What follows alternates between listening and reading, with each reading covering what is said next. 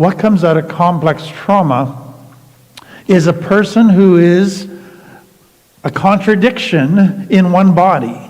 They want this, but they keep sabotaging it. They keep doing self-defeating things.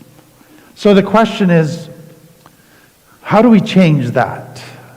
I don't want to keep doing that. So let me go to the healing, and it begins, I think, with self-awareness. Because so much of this happens subconsciously, we need to bring to our conscious mind our patterns in what we do. And sabotage always begins with self-defeating behaviors. So begin to know your self-defeating behavior patterns.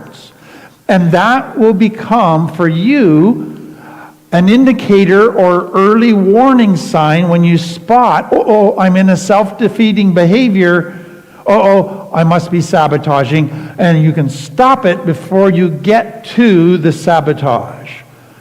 So let me give you a bunch of self-defeating behaviors that you can be aware of in yourself.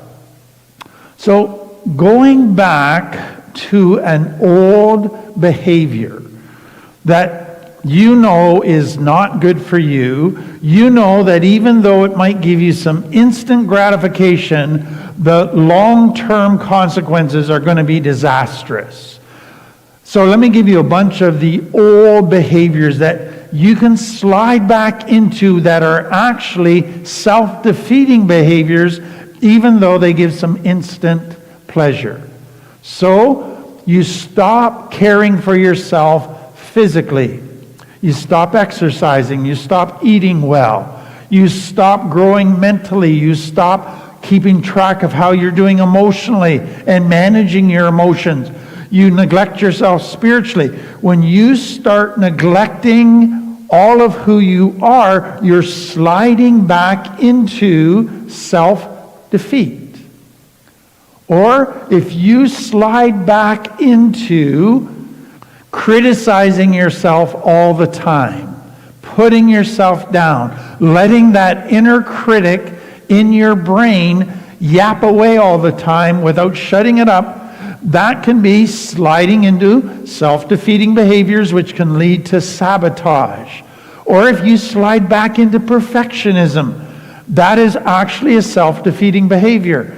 If you slide back into self-pity, victim mentality, poor me, everybody else just fix me, help me, and I'm just going to sit here and do nothing, that's a self-defeating behavior.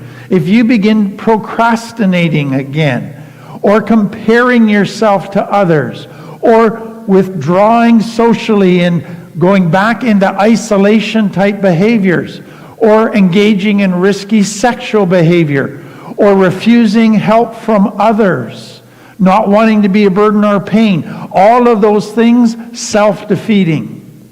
If you start overspending again, going on little shopping sprees for stuff you really don't need, if you begin taking shots in relationships or sabotaging by withdrawing, overeating, undereating, self-harm type behaviors. If you start sliding back into some drug, alcohol stuff, and for many people who are addicts, if they find themselves sliding back into smoking again, that is a danger sign for them. For some, when they start swearing more than normal, their language gets a little more colorful than normal, that is sliding backwards. Others, letting parts of your daily routine slide. Oh, I'm too tired to do my prayer and meditation today. I'm too tired to go to a meeting to talk to a sponsor or a friend. You let stuff slide just a little bit. Or you start staying up later than you normally do. You start telling little white lies that you haven't been doing. You spend more time in mindless distractions, even though you have lots of responsibilities you should be doing. You contact somebody from your past that you know is not good for you. All of those are sliding backwards, self-defeating behaviors. know what yours are, and catch yourself before it goes too far. Secondly, mindfulness or curiosity.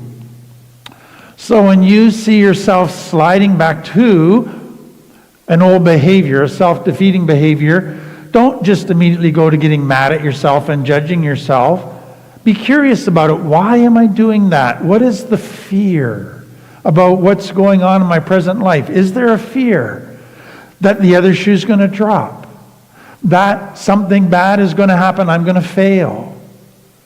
Or is this a guilt thing? Is this a shame thing that's cropping up again, that's driving me going backwards? So, understand you're asking questions to figure out what is triggering my limbic brain to want to sabotage, so that I can get back into my cortex, parent myself out of my limbic brain back into healthy living. And this is a struggle. This is not easy to do, especially when your limbic brain has been triggered. And then not only ask about the emotions behind it, but ask what lies is it wanting me to believe about relationships, about success. Confront those lies and get back into the truth. So I hope that helps you, because I think for everybody listening to me, you understand this sabotage stuff.